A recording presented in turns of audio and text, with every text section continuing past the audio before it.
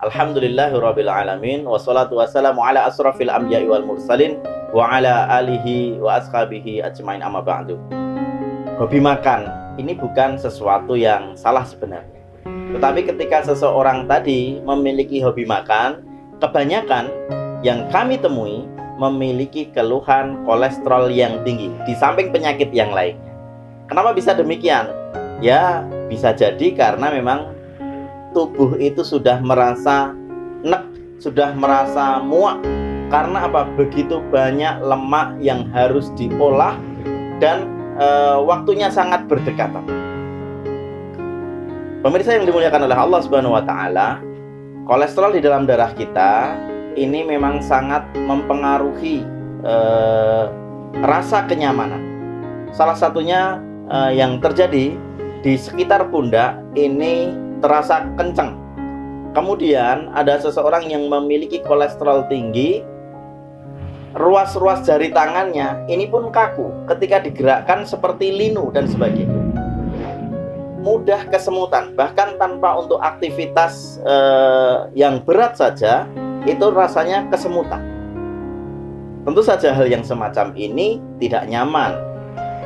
Nah, oleh karenanya pemirsa yang dimuliakan oleh Allah Subhanahu wa taala, ketika saat ini kita mengalami keluhan yaitu kolesterol tinggi, terlebih ketika memang sudah memiliki data dari laboratorium bahwasannya LDL kita itu tinggi, maka segeralah untuk dikendalikan dari konsumsi makanan yang masuk di dalam perut kita.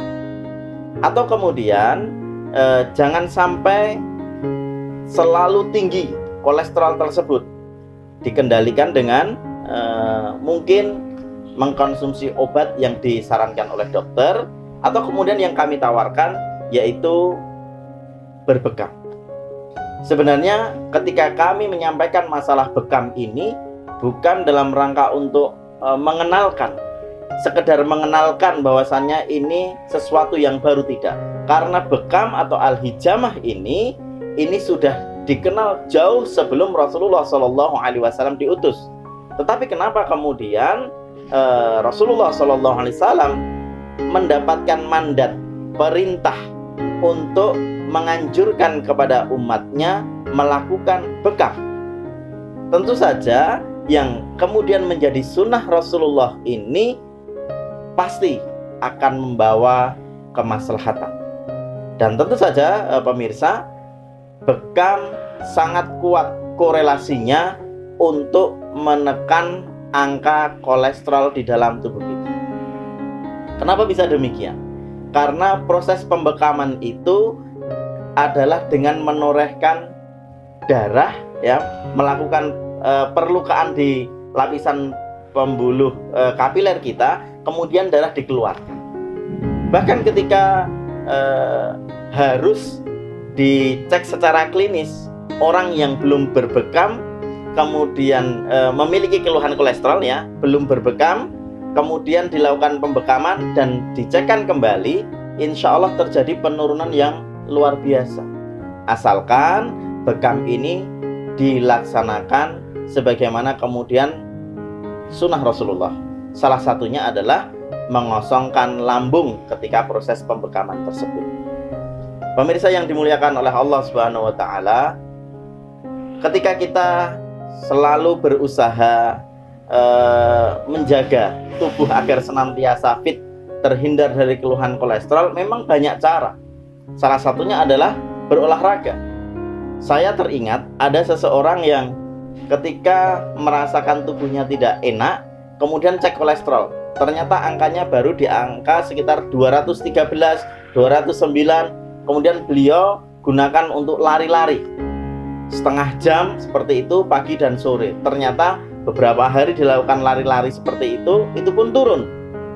Tetapi tidak semua orang berkesempatan untuk berolahraga, membakar kalori, ataupun kemudian termasuk lemak di dalam darah kita. Maka solusi yang terbaik adalah dengan melakukan pembekaman.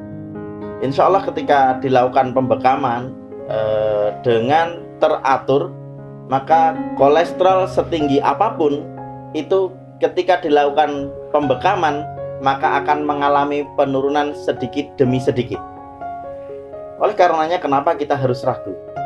Mungkin ada pertanyaan, sakit tidak ketika dilakukan pembekaman tersebut? Insya Allah tidak. Bahkan kalau kemudian dengan donor darah saja, karena memang jarumnya besar, itu terasa. Tapi kalau berbekam dengan menggunakan jarum lancet ini, insya Allah tidak terasa sakit.